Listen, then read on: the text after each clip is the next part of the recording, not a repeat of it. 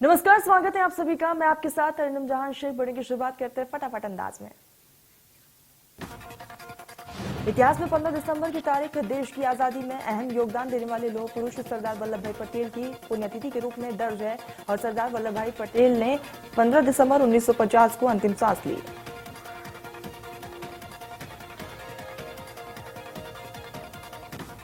त्रिपुरा में अगले साल की शुरुआत में विधानसभा चुनाव होने हैं और इस दौरान प्रधानमंत्री नरेंद्र मोदी 18 दिसंबर को त्रिपुरा जाएंगे और जनसभा को संबोधित करेंगे। आगामी चुनाव को लेकर जनता से वोट की अपील भी करेंगे।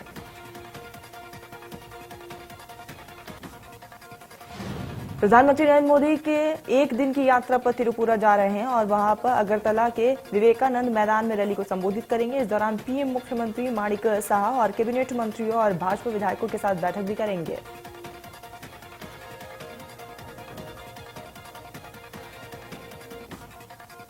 विदेश मंत्री एस जयशंकर और संयुक्त राष्ट्र महासचिव एंटोनियो गुटेरेस ने संयुक्त राष्ट्र मुख्यालय परिसर में महात्मा गांधी की प्रतिमा का अनावरण किया।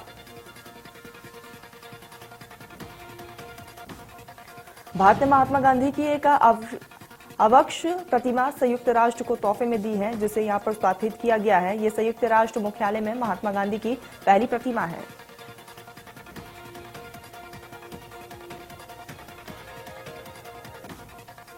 अरुणाचल प्रदेश के तवांग में पिछले हफ्ते के सैन्य गतिविधियों के बाद भारत चीन के मध्य ताजा तनाव के बीच भारतीय वायुसेना का पुरातत्व 2 दिवसीय अभ्यास। भारतीय वायुसेना में अभ्यास का मकसद भारतीय वायुसेना की समग्र योद्धक क्षमता और इस क्षेत्र में सैन्य तैयारियों को परखना है।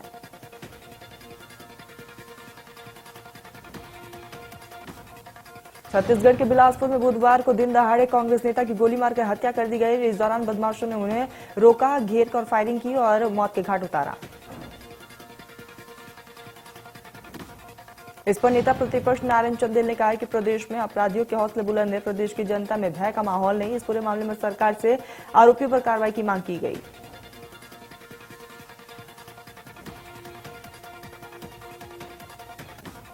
छत्तीसगढ़ में आरक्षण को लेकर राज्यपाल की चिट्ठी पर सरकार के विधि मंत्री मोहम्मद अकबर ने बयान दिया है। उन्होंने कहा है कि 10 बिंदु का जो भी पत्र आया है उसका जवाब दिया जाएगा।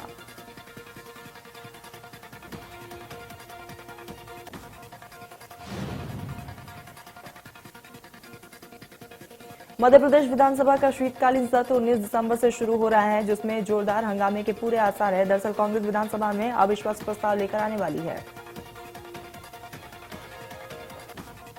महंगाई, बेरोजगारी, किसानों की बदहाली और कानून व्यवस्था के मुद्दे पर कांग्रेस सरकार के प्रति अविश्वास प्रस्ताव लेकर आएगी।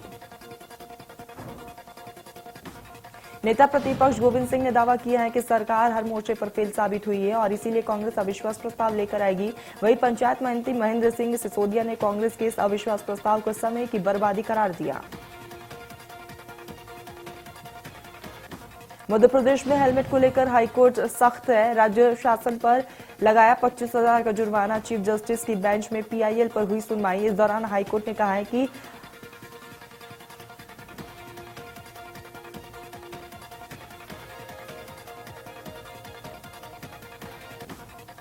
मध्य प्रदेश के पूर्व मंत्री राजा पटेरिया के मामले पर पीडब्ल्यूडी के टाइम कीपर और सब इंजीनियर को पन्ना कलेक्टर ने निलंबित कर दिया है। बता दें कि पूर्व मंत्री और कांग्रेस नेता राजा पटेरिया ने पाई रेस्ट हाउस में बिना अनुमति कार्यक्रम का आयोजन किया था।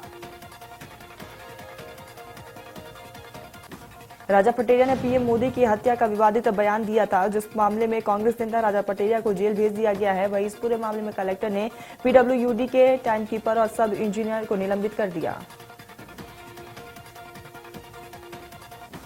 इंदौर में गृहमंत्री नरोत्तम मिश्रा ने भगवान परशुराम की पूजा अर्चना की है। दरअसल गृहमंत्री भगवान परशुराम की जन्मस्थली जनापाव पहुंचे थे और इस दौरान उनके साथ मंत्री उषा ठाकुर भी मौजूद रही। भगवान परशुराम की विशेष पूजा अर्चना कर गृहमंत्री ने प्रदेश की उन्नति, खुशहाली की कामना की है। इस दौरान गृहमंत्री नरोत्तम मिश्रा ने मीडिया से चर्चा भी की।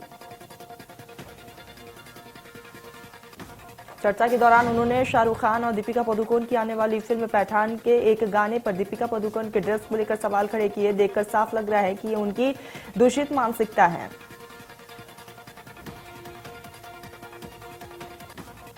भोपाल में बनेगी यूथ पॉलिसी। यूथ पॉलिसी के लिए मंत्री समूह का हुआ गठन। 4 मंत्रियों की विशेष समिति बनाई गई है। प्रदेश में 13 जनवरी को लॉन्च होगी यूथ पॉलिसी। शिवराज कैबिनेट के 4 मंत्री बनाएंगे युवा नीति। यशोधरा राजे सिंधिया, विश्वास सारंग का नाम शामिल। समिति में मंत्री इंद्र परमार, मोहन यादव का भी नाम शामिल है। मंत्री समूह युवा संगठनों से भी लेंगे यूथ पॉलिसी के लिए सुझाव। शिक्षा, रोजगार और खेल, सामाजिक न्याय पर फोकस रहेगा। भोपाल एमपी यूथ पॉलिसी के लिए मंत्री समूह का किया गया गठन।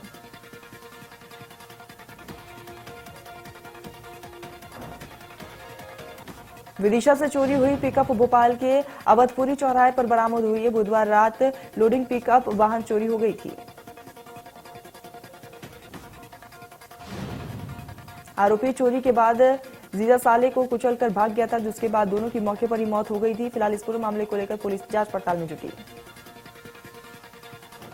जिसके बाद भोपाल के अवधपुरी के पास वाहन को छोड़कर फरार हो गया। फिलहाल पुलिस मामले में आगे की कार्रवाई में जुटी है। बलरामपुर में ड्रिंक एंड ड्राइव मामले में बीते रात 5 वाहन चालकों पर भी कार्रवाई की गई है। इस पूरे मामले पर कोर्ट ने जुर्माने की कार्रवाई की। वाहन चालकों पर 59,000 रुपए का जुर्माना लगाया गया। सड़क हादसे में कमी लाने के लिए न्यायालय मजिस्ट्रेट प्रथम श्रेणी ने कार्रवाई को अंजाम दिया।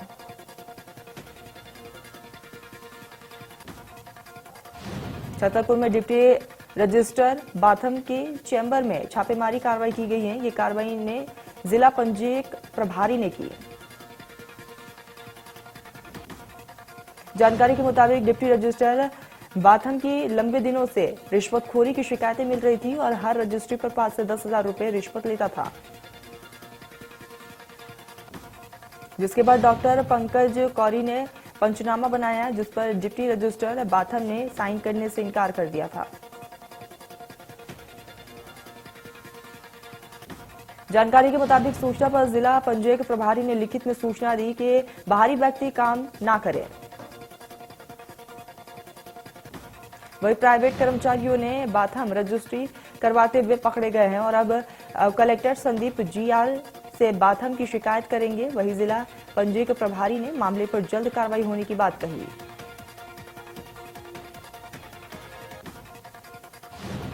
जैन समाज के 74 वर्षीय प्रकाश चंद्र जैन ने अपनी मौत के बाद अपना शरीर दान करने का ऐलान किया है। उन्होंने अपना शरीर रचना विज्ञान विभाग और जवाहरलाल नेहरू स्मृति चिकित्सा महाविद्यालय को दान करने के लिए संकल्प लिया। स्वच्छता सर्वेक्षण 2022 में 3 पे नीचे जाने के बाद ग्वालियर नगर निगम ने 2023 में 1 नंबर की रैंकिंग पाने के लिए तैयारियां शुरू कर दी हैं और इस बार स्वच्छता सर्वेक्षण की ब्रांडिंग में फ्लेक्स, पॉलीथीन और प्लास्टिक का इस्तेमाल नहीं किया जाएगा। जिले को प्लास्टिक मुक्त करने के लिए प्रयास लगातार जारी है। निगम की मदद से स्वयं सहायता समूह ने एक थैला बैंक खोला है और थैले बैंक के जरिए स्वयं सहायता समूह की महिलाओं की तरफ से कपड़े के बैग तैयार किए जा रहे हैं। वही कमिश्नर किशोर कन्याल स्वयं सहायता समूह की महिलाओं के पास पहुंचे और उन्होंने भी सिलाई मशीन चलाकर प्रोत्साहित भी किया है। नगर निगम की मदद से इस थैले बैंक में स्वयं सहायता समूह की महिलाएं लगभग 1 लाख कपड़े के बैग तैयार कर रही हैं। बालोद में जिला स्तरीय खेल युवा महोत्सव कार्यक्रम का आयोजन किया गया। इस महोत्सव में जिले भर के 600 से अधिक प्रतिभागियों ने कार्यक्रम में हिस्सा लिया।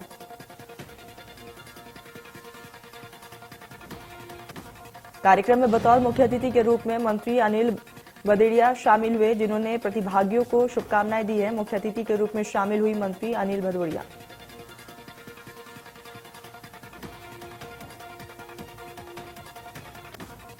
राजधानी रायपुर में छत्तीसगढ़ युवा कांग्रेस ने आज से 3 दिवसीय प्रशिक्षण शिविर का आयोजन किया है, जिसमें कई युवा कांग्रेस नेता और कार्यकर्ता शामिल हुए।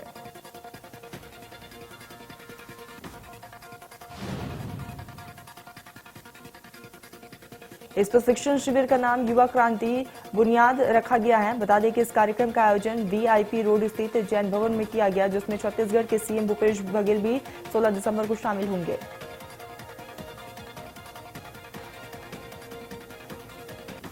बिलासपुर शहर के बीचों बीच स्थित चंदवारी तालाब के इर्द गिर्द 200 परिवार के आज नगर निगम के मकान खाली कराने के नोटिस के विरोध में जमकर प्रदर्शन किया। साथ ही शहर के राजेंद्र नगर चौक उद्यान के बगल में कोर्ट में बैठकर सैकड़ों की संख्या में स्थानीय रहवासियों ने निगम द्वारा मकान खाली कराने का और दूसरी जगह पर भेजने का विरोध जाहिर किया।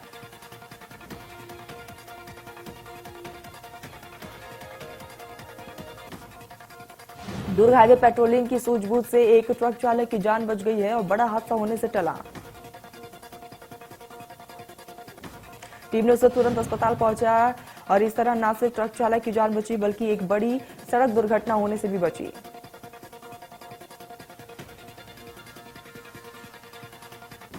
मानेसर नगर निगम ने मेयर और पार्षदों के चुनाव नहीं होने की वजह से गांव और सेक्टरों की विकास कार्य अधर में लटके हुए हैं और सफाई भी ढंग से गांव में नहीं हो पा रही है।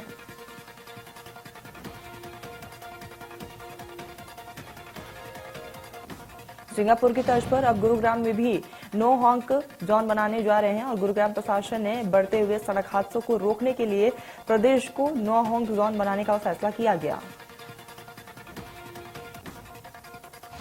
वहीं नए साल के साथ ही इस योजना का असर भी प्रदेश में जमीनी स्तर पर देखने को मिलेगा। डिस्ट्रिक्ट रोड कमेटी सेफ्टी के तहत प्रदेश को नो हॉन्क जोन बनाने के लिए सभी तैयारियां इसी महीने के अंत तक मुकम्मल कर ली जाएगी।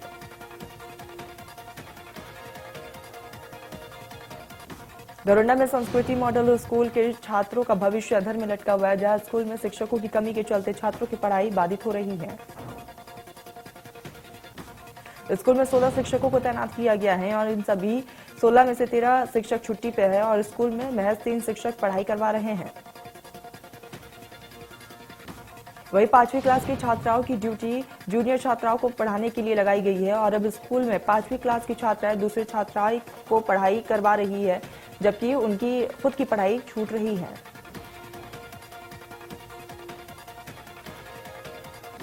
अंबाला के लाखों घरों और दुकानों से कूड़ा उठाना बंद हो चुका है। सरकार ने लोगों की सुविधा के लिए डोर टू डोर कूड़ा कनेक्शन की शुरुआत की थी, जिसका अंबाला में टेंडर खत्म हो चुका है।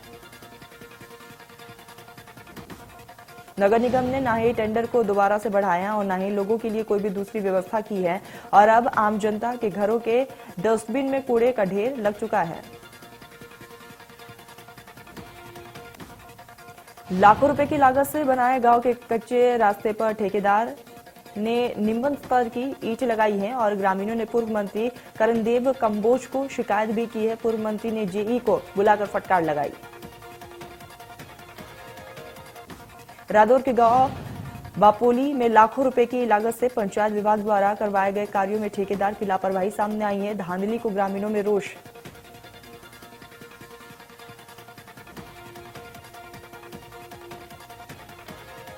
यमुनानगर में राइस मिल मालिकों की तरफ से बड़े पैमाने पर खरीदी गई सरकारी धान में हेराफेरी का मामला सामने आया है। मिल मालिकों ने खरीदी गई धान को खुर्द-बुर्द किया।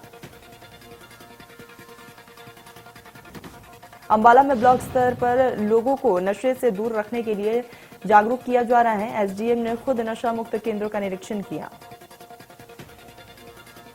प्रशासन ने शहर में ऐसे क्षेत्रों का चिन्हित किया है जिसमें से भारी मात्रा में लोग नशे से प्रभावित हैं। एसडीएम ने बताया है कि इसके लिए जगह जगह पर जाकर लोगों को जागरूक भी किया जा रहा है।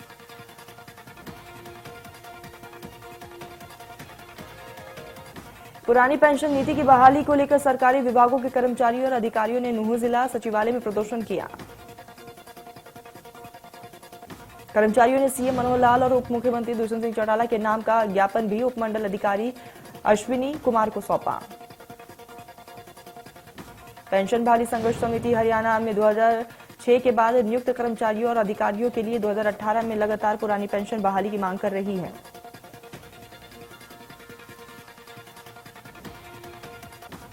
कपूर ने रणबीर कपूर के साथ हाल ही में एक वीडियो शेयर किया जिसमें दोनों एक दूसरे को झूठी और मक्कार कहते हुए नजर आ रहे हैं। 8 मार्च को दोनों की फिल्म तू झूठी मैं मक्कार सिनेमाघरों में रिलीज होगी।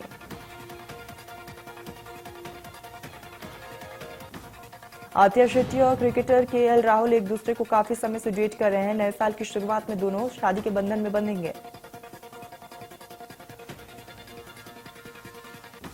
आर्यन खान जल्द ही अपने होम प्रोडक्शन की फिल्मों को लेकर डायरेक्ट करने वाले हैं और इंडस्ट्री में उनका डेब्यू होने जा रहा है। इसी के साथ आर्यन खान बिजनेस वर्ल्ड में भी कदम रखने का प्लान कर रहे हैं। आर्यन भारत में अपना प्रीमियम वोडका ब्रांड लॉन्च करने की तैयारी में है।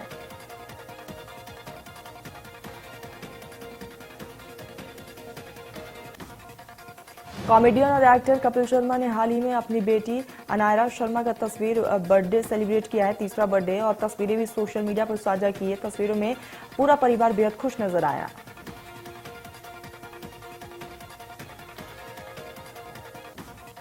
हाल ही में पठान फिल्म का बेशरम रंग गाना रिलीज हो चुका है। इस गाने पर धुन कॉपी करने का आरोप भी लग चुका है। मीडिया रिपोर्ट्स के मुताबिक तो पठान के इस गाने में सिंगर जैन के सुपरहिट सॉन्ग्स मकीबा गाने की धुन चुराई गई है।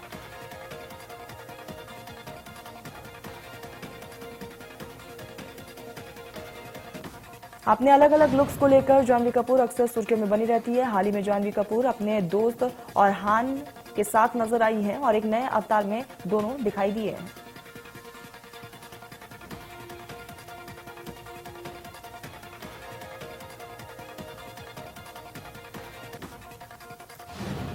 घर में काव्या के नाम से मशहूर Madalsa Sharma ITA 2022 award night में दिखाई दी है। बेहद खूबसूरत नजर आए। मदालसा ने अवार्ड नाइट में सिल्वर कलर का गाउन पहना था और ऐसे में ग्लैमर बिखरती हुई भी नजर आई।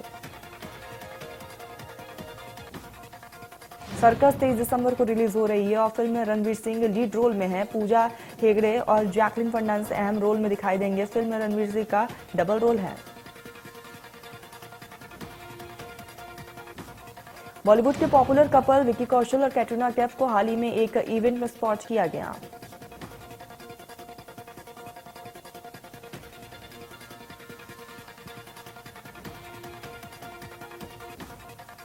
बॉलीवुड के पॉपुलर फिल्म मेकर राजकुमार संतोष की बेटी तनीषा संतोष को अब लोग एक्ट्रेस कियारा आडवाणी के हमशक्ल बता रहे हैं। तनीषा को हाल ही में नायका फैमिली या पर फेमिना ब्यूटी अवार्ड्स के दौरान स्पॉट किया गया।